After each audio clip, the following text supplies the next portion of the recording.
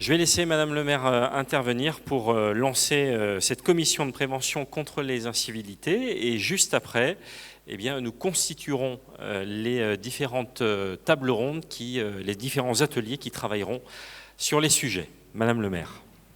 Bonjour à toutes et à tous, Madame la première adjointe, Mesdames, Messieurs les élus, Madame la représentante du procureur de la République qui va arriver, Monsieur le commissaire divisionnaire, Mesdames, Messieurs les acteurs de la sécurité et de la justice, les acteurs sociaux et éducatifs, sportifs et associatifs, Mesdames, Messieurs les délégués de quartier, Mesdames, Messieurs. Les incivilités sont un fléau contre lequel il faut lutter avec détermination. Oui, c'est un fléau pour deux raisons. Elles créent un sentiment d'insécurité, d'indifférence à la vie des habitants comme au cadre de vie, et elles génèrent un sentiment d'impunité totale chez les auteurs. Nous ne les découvrons pas aujourd'hui car nous avons fait le constat de leur augmentation très marquée depuis la pandémie de la Covid-19. C'est la raison pour laquelle nous avons agi avec rapidité en mettant en place de nouveaux outils sans tarder. Nous avons ainsi triplé notre brigade d'ASVP, signé une convention avec la justice, notamment pour mettre en place une politique pénale de proximité relative aux incivilités. Cette convention nous permet des sanctions plus rapides et plus efficaces. Aujourd'hui, dans le cadre de notre grand rendez-vous, nous créons une commission de prévention des incivilités. Inscrire cette mise en place parmi les débats du grand rendez-vous montre combien le droit à la tranquillité fait l'objet de toutes nos attentions et de notre réactivité, de notre capacité à nous adapter à des incivilités qui changent de nature. C'est un domaine sensible et complexe. Les incivilités sont très souvent difficiles à définir, car la limite entre délit et infraction est très fine dans la perception des habitants. Où s'arrêtent les incivilités et quand commencent les délits? Il n'est pas facile de distinguer cette frontière. Par ailleurs, le curseur varie selon la sensibilité de chacun. Quand certains acceptent ou non des comportements gênants, d'autres ne comprennent pas pourquoi ils ne sont pas sanctionnables. L'impact négatif des incivilités sur le vivre ensemble est donc clair. La mise en place d'une commission spécifique inscrite au plan de mandat permettra d'agir sur les causes et conséquences de tels actes, mais aussi de faire évoluer l'action publique vis-à-vis de ces problématiques. Elle réunira 30 personnes et sera coprésidée par le maire et l'adjoint à la sécurité. Un bilan sera fait une fois par an relatif aux actions mises en place et aux orientations stratégiques à prendre. 3 groupes de travail travailleront sur des thématiques précises, les comportements individuels, style les déjections, crachats, dégradations, jets de papier, les incivilités routières, les ordures ménagères et déchets, donc les dépôts sauvages. Les thématiques pourront évoluer au fur et à mesure des échanges et ces groupes seront constitués des services de la ville, de partenaires locaux et d'adjoints de la ville. Exemple, les parents d'élèves, les IEN, les bailleurs, des médecins, des infirmières, etc. Cette commission est intégrée à l'axe 2, renforcer et préserver la tranquillité publique, et à l'objectif 9, associer la population à la question de la tranquillité publique de la future stratégie territoriale de sécurité et de prévention 2023-2026. Pour rappel, ce document cadre priorise 4 axes de travail déclinés en 17 objectifs opérationnels. Il faut une prise de conscience collective au sujet des incivilités. Les dispositifs que nous mettons en place doivent sensibiliser chaque Vénitien, nous responsabiliser collectivement dans nos attitudes et comportements quotidiens. On ne mettra jamais un agent ou un policier derrière chaque piéton, usager ou conducteur. Ce n'est ni une solution souhaitable. C'est donc à chacun de nous respecter, à chacun de nous de respecter l'espace public, de respecter l'autre, de respecter le cadre de vie des Vénitiens. Jamais la ville de Vénissieux n'a fait preuve d'angélisme ni de démagogie en matière de sécurité. Nous savons que le droit à la tranquillité en conditionne de nombreux autres. Le droit de se déplacer en toute liberté, sans crainte, le droit de vivre au calme dans son logement. C'est un combat du quotidien qui dépend d'une présence permanente sur le terrain et de nos capacités à nous adapter à de nouvelles problématiques. Nous le savons tous, la lutte contre les trafics en tout genre et l'économie souterraine qui pourrissent la vie des quartiers et de leurs habitants nécessite des moyens importants, humains et financiers, dans la perspective desquels doit s'inscrire l'ensemble de l'action publique. C'est le combat du droit commun, des services publics de l'État, de nos services publics de proximité, de tous nos partenaires et des habitants. C'est aussi un équilibre à maintenir entre éducation, prévention et sanctions. Voilà pour ce petit mot d'introduction. Il est temps désormais d'entrer dans le détail de ce nouveau dispositif au cours des tables rondes programmées. Je le dis et je le répète, le droit à la tranquillité est un droit majeur et nous avons l'obligation ensemble de remettre 20 fois, 100 fois l'ouvrage sur le métier. Je vous remercie. Merci à vous. Alors, avant de nommer donc les différents ateliers qui vont travailler pendant 1 heure, je vais simplement vous délivrer les 4 questions autour desquelles vous allez travailler. Quels mots utiliseriez-vous pour définir les incivilités ? Et on vous demande d'être relativement concis en 5 mots autour de cette définition des incivilités. Pour vous, deuxième question, pour vous, quelles sont les incivilités les plus gênantes pour les habitants ? Troisième question, parmi celles-ci, définissez un ordre de priorité de traitement. Et quatrième question et suggestion, c'est quelles idées d'action peuvent être mises en place pour lutter contre ces incivilités. Et c'est bien sûr, entre autres, sur cette 4e question que nous attendons évidemment vos suggestions. Pour la table numéro 1, qui se trouve donc juste à proximité de la scène derrière vous, Pierre-Alain Millet, adjoint au logement, au développement durable et aux grands projets de ville, Nasser Kamla, adjoint à la politique sportive, à la jeunesse et aux familles, Nathalie Dussurgé, responsable du pôle santé publique, Clémentine Serra, qui représente le délégué du préfet, Franck Tornicelli, directeur adjoint territorial des Portes du Sud, Alix Magnier de l'Office municipal des sports, Richard Grisot du conseil de quartier Anatole France, Myriam Kossaker, conseil de quartier Pasteur et Alain Valéry qui représente la direction du cadre de vie. Donc j'ai proposé à ces personnes d'aller vers la table numéro 1 sans plus attendre et de commencer à travailler sur les 4 questions. Pour la table numéro 2 qui se trouve tout au fond, Véronique Forestier, adjointe à l'enfance, à l'éducation, vie associative et aux centres sociaux. Jean-Maurice Gottin, adjoint à la sécurité, à la tranquillité publique. David Grichy, la division... c'est le commissaire Debeny, excusez-moi, qui remplace David Grichy, me semble-t-il. Alexandre Aymar, chargé de mission sécurité Citral. Cyril Séguin, inspecteur d'académie. Cécile Biraud, animatrice adulte au centre social des Minguettes, Malek Ben-Khelifa du conseil du quartier Charéard, Daniel Rousselot du conseil de quartier Paris et Loïc Capdevilla, directeur général adjoint à la prévention et la citoyenneté. Mesdames, Messieurs, je vous propose de vous rendre à la table 2 qui se trouve tout au fond. La table 3. Lanoir Sgaillère, adjoint à la voirie, au transport, cadre de vie, propreté. Guillaume Nest, qui est présent. Je ne vous avais pas vu. Cindy Bouloir, qui représente les services du procureur de la République. Le lieutenant-colonel Frédéric Lunel, responsable du groupement Sud-Est. Caroline Sédon, qui est présente également. Voilà, Michel Girolet pour l'Office municipal des sports et Malika Yazid pour le conseil de quartier du centre, Nadia Barbier pour la direction prévention sécurité et je crois que nous avons aussi les pompiers du SDMIS qui sont présents aussi et qui vont également intégrer cette table numéro 3. Je vous laisse donc rejoindre la table numéro 3. Alors, nous avons prévu une 4e table pour les personnes qui souhaitent participer en plus, les habitantes, les habitants ou d'autres représentants de conseils de quartier ou autres. Et est-ce qu'il y en a qui veulent participer ? C'est tout à fait possible.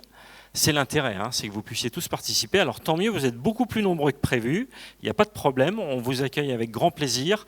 Il va y avoir une table qui va se trouver juste là, mais pour l'instant, restez assis ici, on va peut-être la faire, on la fera là directement, hein, c'est peut-être plus simple en fait, voilà.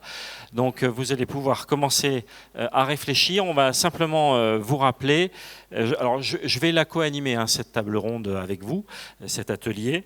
Donc je rappelle les 4 questions. Quels mots utiliseriez-vous pour définir les incivilités? 5 mots. Pour vous, quelles incivilités sont les plus gênantes pour les habitants? Parmi celles-ci, définissez un ordre de priorité de traitement et quelles idées d'action peuvent être mises en place pour lutter contre ces incivilités. Voilà.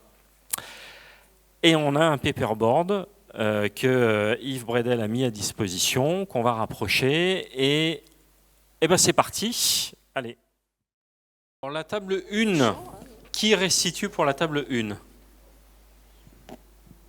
Oui, donc je vais essayer de reprendre ce qui a été dit. Donc, on s'est beaucoup exprimé sur le mot pour utiliser pour définir les incivilités. Et on en a sorti en fait 5. Donc, dérangement, irrespect des autres, dégradation, l'irresponsabilité et l'atteinte au droit. Sur les incivilités donc les plus gênantes est classé donc en 1 ce qui est saleté, dépôt sauvage, déjection, etc. En 2 le stationnement sauvage, irrespect du code de la route, les rodéos. En 3 les mésusages de l'espace public, et là on peut mettre pas mal de choses, y compris mécanique sauvage et consommation de stupéfiants, etc. En 4 les violences verbales, les agressions. En 5 les nuisances sonores. Et en 6, les tags, les nuisances visuelles. Alors attends, je vais essayer de renoter. Donc propreté, stationnement. Oui, enfin, irrespect du code de la route, généralement. Voilà, donc je vais noter oui, code de la route. OK. En 3, mésusage des espaces publics. Mésusage des espaces publics. Mauvais usage des espaces publics. C'est-à-dire? On utilise l'espace public pour faire autre chose que ce que pourquoi il est fait.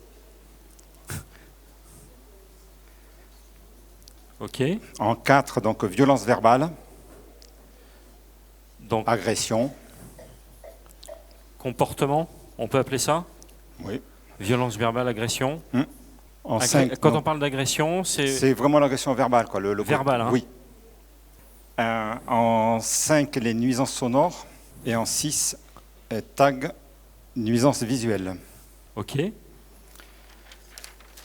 Donc, pour les idées qui pourraient être mises en place pour lutter contre les incivilités, donc les sanctions, la sensibilisation dès le plus jeune âge, l'accroche sur les pratiques, là c'est vraiment aller chercher les personnes sur leurs valeurs, sur là où on peut les accrocher pour les faire bouger, les démarches collectives, le lien social,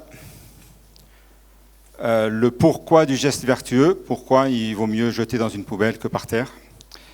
La théorie du carreau cassé, donc c'est la saleté qui appelle la saleté, donc il faut arrêter la saleté dès le départ. Les réseaux bénévoles sur le terrain, les maraudes concernant le protoxyde d'azote notamment, la domanialité multiple avec donc de nombreux acteurs qui créent de la confusion, la médiation d'agents, des agents d'entretien avec les habitants, donc que les agents d'entretien aillent expliquer leur travail auprès des habitants pour leur comprendre qu'est-ce que c'est. La ville zone 30, les vidéos verbalisation, et il y en a encore. Le stage dans les hôpitaux avec des groupes pour voir les conséquences des actes, notamment on parlait des rodéos sauvages. La charte propreté commerçant, tout ce qui est consigne, donc c'est plutôt les consignes de verre, donc aller déposer le verre et récupérer une consigne. Quand vous parlez de stage, c'est en fait de faire des obligations de stage? Oui. Ou des incitations de stage? Ou des incitations, enfin je ne sais pas. C'est pas pareil, hein? Plutôt des incitations, je pense. On était plus dans cette catégorie-là. Alors ça va rejoindre un des sujets qu'on a abordé tout à l'heure, Oui. c'est qu'il ne peut pas y avoir verbalisation pour toute incivilité. Donc, consigne, mur d'expression, donc pour lutter contre les tags, donner la possibilité de faire des graphes sur Des espaces d'expression qui soient libres. Tout à fait. Le rappel à la loi, qui est quelque part la première mesure avant la sanction. Les médiateurs, c'est revenu. Et puis, on a fait une question complémentaire sur les causes d'incivilité. On a essayé de savoir d'où ça venait. Et là, donc, bon, est venu l'individualisme, l'éducation, mais pas l'éducation nationale, hein, l'éducation plutôt presque familiale, le mal-être, la banalisation des incivilités, l'impression d'être au second plan, d'être déconsidéré, le packaging, le suremballage des produits, la valeur des choses et la consommation du service public. Il y a des personnes qui sont payées pour nettoyer. Voilà, merci beaucoup. Table numéro 2.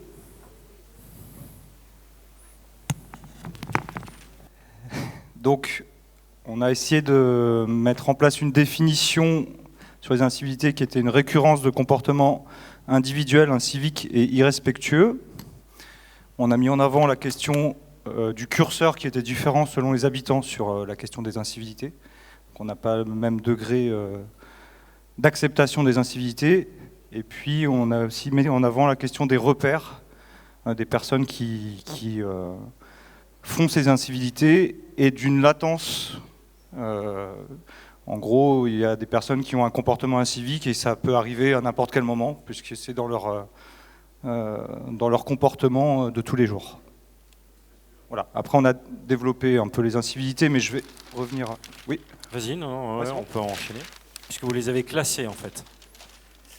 Oui, alors, on n'a pas fait un classement comme la table 1, de 1 à 6. On a mis en avant plusieurs incivilités que je vais détailler. La question des nuisances sonores, la question du partage du domaine public, de l'incivisme routier, avec la frontière qu'on a entre incivilité et délit, la question des dépôts, des déchets, des épaves, des tags, de l'occupation des halls d'immeubles et autres sur l'espace public, qui sont une répercussion des problématiques de stupéfiants, ce qu'on a aussi quand même mis en avant, des dégradations qui peuvent aussi être une répercussion du trafic de stupéfiants, des dégradations sur le mobilier urbain et le bâti public, de l'appropriation du territoire, donc ça regroupe aussi beaucoup de choses, et puis des questions de conflits de voisinage ou de conflits interpersonnels. Et on a décidé en fait de mettre une priorité de traitement sur ce qui en fait est peut-être le plus facile, enfin les actions qui sont les plus réalisables rapidement en fait. C'est là-dessus qu'on a mis en avant notre priorité de traitement, que ce soit dans la réactivité des services qui vont intervenir pour faire stopper ces incivilités, donc que ce soit sur les dégradations de mobilier urbain, bâti public, donc réparer, remettre en état, ou sur la question des dépôts de déchets, des épaves et des tags, c'est-à-dire repeindre, enlever les véhicules, enlever les déchets. Et également les actions qui sont peut-être pour nous, enfin qui étaient pour nous les plus simples en termes de sensibilisation des habitants et de communication. Voilà. Donc le classement se fait sur ça, sur dégradation, dépôts, épaves et tags. Alors sur les idées d'action, première chose, on a dit qu'il fallait avoir du budget pour mettre en place des actions. C'est pour ça qu'on a besoin de l'aide des services de l'État pour ça. Donc on a pensé au financement FIPD, bien entendu. Et on a mis en avant les actions de communication, alors que ce soit les risques encourus par les personnes qui créent ces incivilités. Aussi quelque chose qui paraît important, c'est de mettre en avant le coût supporté par la collectivité pour réparer ces incivilités, en disant par exemple telle incivilité sur l'année ça coûte tant à la collectivité et on met cet argent ici et pas ailleurs, par exemple pour construire un square ou réparer mettre à jour des salles de classe, etc. La question sur la communication aussi, c'est de trouver le bon réseau de communication. Ça nous paraît aussi une multiplication des réseaux, enfin des communications par un nombre d'acteurs et de partenaires importants, donc, et puis des réseaux qui ne sont peut-être pas forcément adaptés à tous les publics, donc trouver le bon réseau, ce qui est peut-être le plus difficile sur la communication.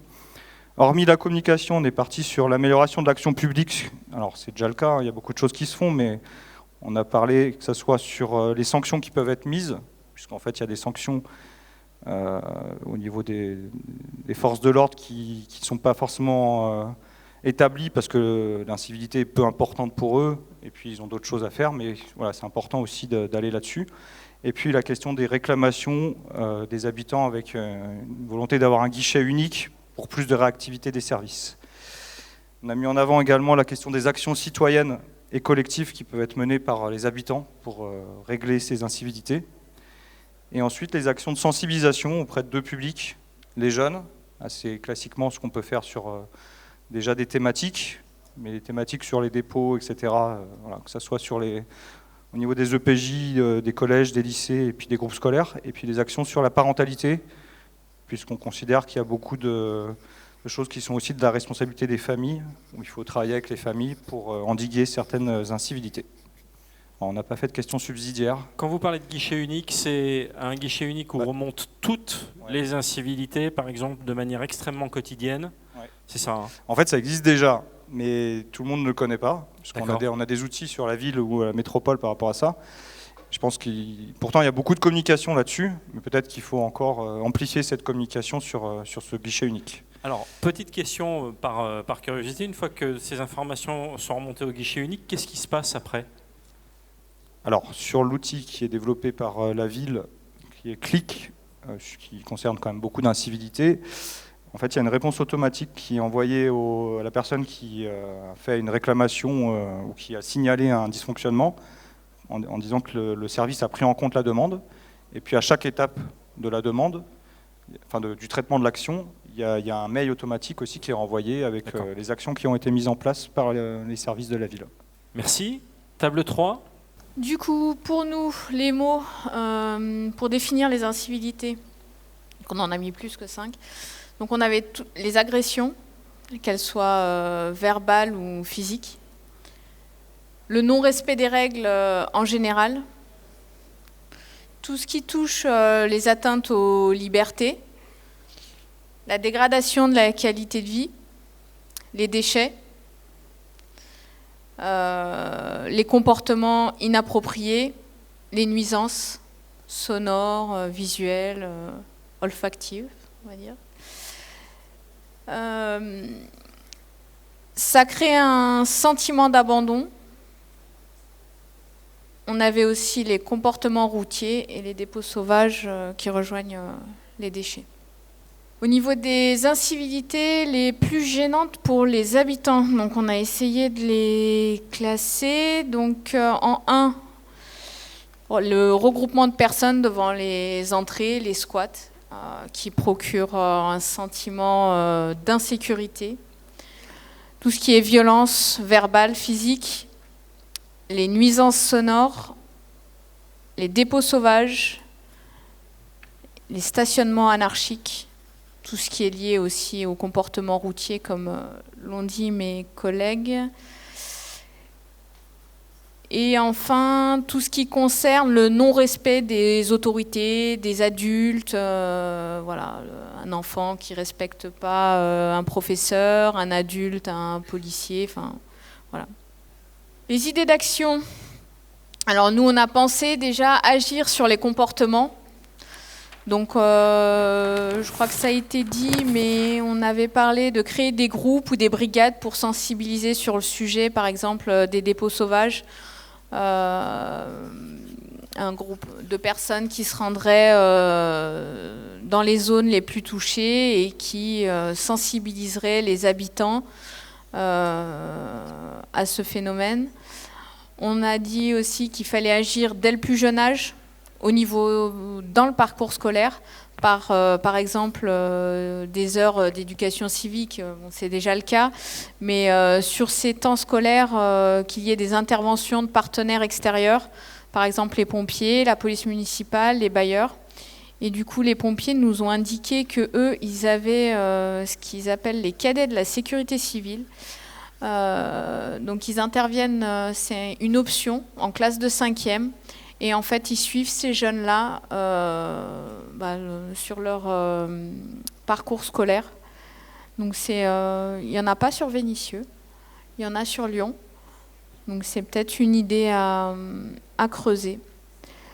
On a dit aussi qu'il fallait se servir du sport, parce qu'on a remarqué que les jeunes qui exerçaient une activité sportive, ils étaient habitués à avoir un cadre, et puis tout le temps qu'ils passent à faire leurs activités sportives, c'est du temps qu'ils ne passent pas sur l'espace public à ne rien faire. Donc promouvoir ce type d'activité. Et vigilance au niveau de la déscolarisation, puisque beaucoup de jeunes décrochent à un moment donné. Et ces jeunes-là, il faut pouvoir les récupérer et les amener vers quelque chose de positif. On a parlé aussi de la communication. Donc communication sur les actions mises en place déjà au sein des collectivités.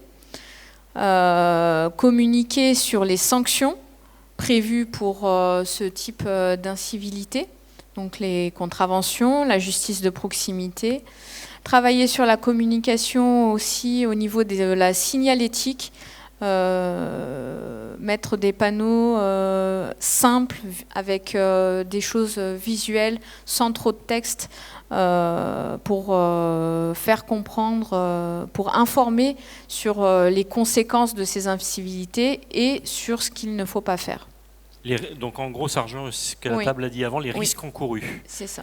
Risques encourus, mais également une signalétique pour dire mon mégot de cigarette, je ne vais pas le jeter là par exemple, mon sac, je ne vais pas le poser là. Enfin, voilà, sur les risques, mais aussi une forme préventive.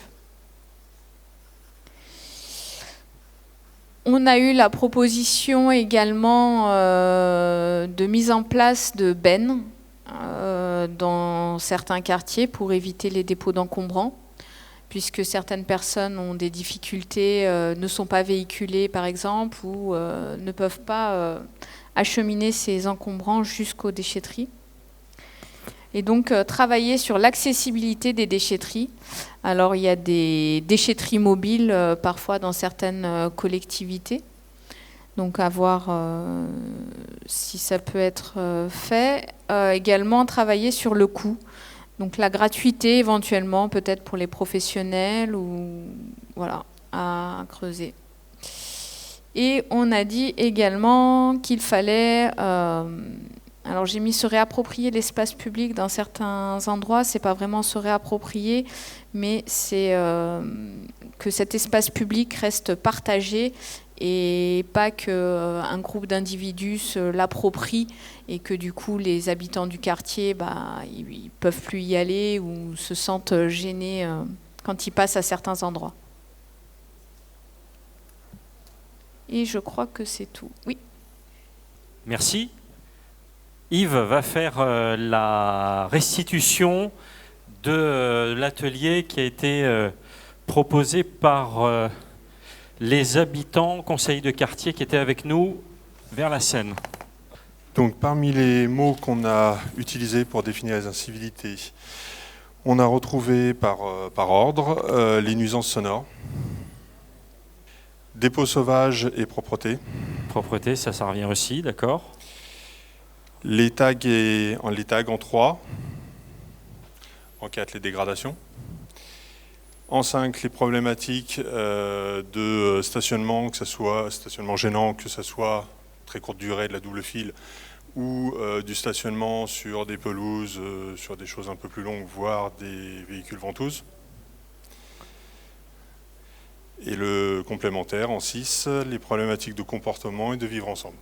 Ce qui nous donne, ce qui nous fait qu'on a directement, comme on les avait listés, on est passé... On vous les a donnés par ordre de priorité, hein. Yves vous les a donnés par l'ordre de priorité qui a été travaillé. Après, je peux tous les reprendre si vous voulez. Non, vas-y. D'accord. Et les actions à mener, réinvestir et travailler sur l'éducation populaire pour un meilleur vivre ensemble, intervenir immédiatement en groupe lorsqu'on constate des incivilités, Continuer à développer la semaine de la propreté. Et travailler sur la question de la réponse institutionnelle lorsque les habitants sollicitent. Ok, merci. Alors c'est très très difficile de restituer parce que, en tout cas, moi je ne peux pas vous donner des pistes de travail parce que d'abord c'est pas à moi de le faire, c'est le but des commissions. Mais on voit quand même très très clairement que vous avez tous travaillé à peu près sur les mêmes thématiques, hein, c'est-à-dire le problème de la propreté, avec le problème effectivement de ce que je vais appeler les petits déchets entre guillemets qui créent évidemment ce sentiment d'incivilité, c'est de jeter un papier à côté de la poubelle, etc. Il y a aussi ce qu'on va appeler les encombrants et puis les épaves aussi qui créent évidemment un problème. Il y a un deuxième sujet qui revient chez vous tous, c'est le problème des nuisances, qu'elles soient sonores, visuelles et olfactives. On a mis les tags, ça fait partie évidemment des nuisances, mais on a classé à part les tags, ça revient très souvent, et ça fait partie aussi des nuisances visuelles. Le stationnement est un vrai problème qui remonte chez tout le monde aussi, c'est l'une des priorités. Alors, stationnement, on s'aperçoit de deux choses, effectivement, c'est l'incivisme routier et puis par exemple les personnes qui vont, comme on le disait, stationner en double file et qui vont, pour aller chercher du pain et qui vont emmerder tout le monde. Voilà. Dégradation du mobilier urbain, donc ça fait partie aussi des incivilités. Et puis il y a un très très gros sujet qui revient, hein, vous l'avez vu, les couleurs différentes, hein, il y a un très très gros sujet qui revient autour de tout ce qui va être agression verbale, qui revient autour, alors c'est très intéressant aussi, tout ce qui est voisinage et interpersonnel, ça a été cité par la deuxième table. Et puis aussi un autre sujet qui est revenu, c'est les regroupements intempestifs. L'espace public appartient à tous. Il faudrait essayer de mieux faire comprendre aux personnes qui s'emparent de l'espace public qu'il ne leur appartient pas. Donc voilà, c'est les premières pistes de travail, mais qui me paraissent en tout cas communes. Et moi qui suis un œil extérieur à Vénissieux, même si je connais très bien la commune, pour avoir plein d'amis qui habitent là, je peux vous dire que ce sont les sujets qui remontent de tous vos groupes. Alors les pistes de travail, ça c'est pas moi qui vais je n'ai fait que écrire ce qui est remonté. Mais il y a un gros sujet qui revient pour tout le monde sur la sensibilisation, et la sensibilisation dès le plus jeune âge, avec effectivement peut-être des groupes d'une sensibilisation auprès, notamment dans les écoles primaires, et puis peut-être de cibler aussi les écoles primaires, les ados, etc. J'ai noté les actions citoyennes et les actions de parentalité aussi, c'est une piste de travail, les temps scolaires évidemment, et puis revient très souvent. Alors moi je l'ai classé dans le lien social parce que ça a été évoqué par la première table, mais en fait ça rejoint un peu les actions communes qui peuvent être entreprises par vous tous, c'est-à-dire des brigades qui pourraient être montées sur des interventions immédiates et surtout communes, parce qu'on le disait nous dans la table ronde avec les habitants, c'est que des fois personne n'ose aller dire à des jeunes qu'ils commettent une incivilité par peur, en fait, des représailles. Alors qu'en étant plus forts ensemble, en allant leur dire de manière commune, peut-être par l'intermédiaire de ces brigades, je ne sais pas, c'est des pistes de travail que vous travaillerez, il y aura peut-être possibilité de mieux travailler là-dessus. Ne pas banaliser, ça c'est très important. Michel Picard en a parlé tout à l'heure et c'était effectivement un axe de travail extrêmement important, c'est ne pas banaliser. Et puis, il y a quand même aussi un troisième sujet qui remonte, c'est la vidéoverbalisation, les sanctions et la réponse institutionnelle. Je crois qu'il faut aussi se poser la question de cette piste-là. Alors, les stages, pour moi, ce n'est pas de la sanction, c'est plutôt des stages de prévention, d'après ce que vous l'avez dit, pour essayer de sensibiliser les jeunes. Peut-être que les stages, ça revient à des actions de sensibilisation. Et peut-être justement une sensibilisation aussi sur les rappels à la loi. Et puis aussi un travail sur la communication. Communication, donc tout ce que j'ai marqué, c'est tout ce que vous avez dit. Hein. Communication sur les risques encourus, communication sur les sanctions. Rappeler que l'espace appartient à tout le monde, effectivement. Et puis une communication, je l'ai écrit, mais peut-être que je l'ai mal compris, une communication par réseau. c'est-à-dire notamment une communication à travers les habitants, peut-être les médiateurs, peut-être un certain nombre de publics qui pourraient faire remonter de l'information aux personnes qui causent les troubles et qui causent le mal, qui parfois peut-être ne le font pas d'ailleurs dans un mauvais esprit. Quand on jette un papier à côté d'une poubelle, c'est pas dans un mauvais esprit, mais le problème c'est qu'il faut faire remonter. Donc voilà, voilà les pistes de travail, donc sensibilisation, lien social, et puis aussi sanction, parce que ça revient dans ce que vous dites, avec tout ce qui va être autour d'un rappel à la loi. Voilà à peu près ce qui a remonté. Maintenant, il y a beaucoup de travail pour les commissions.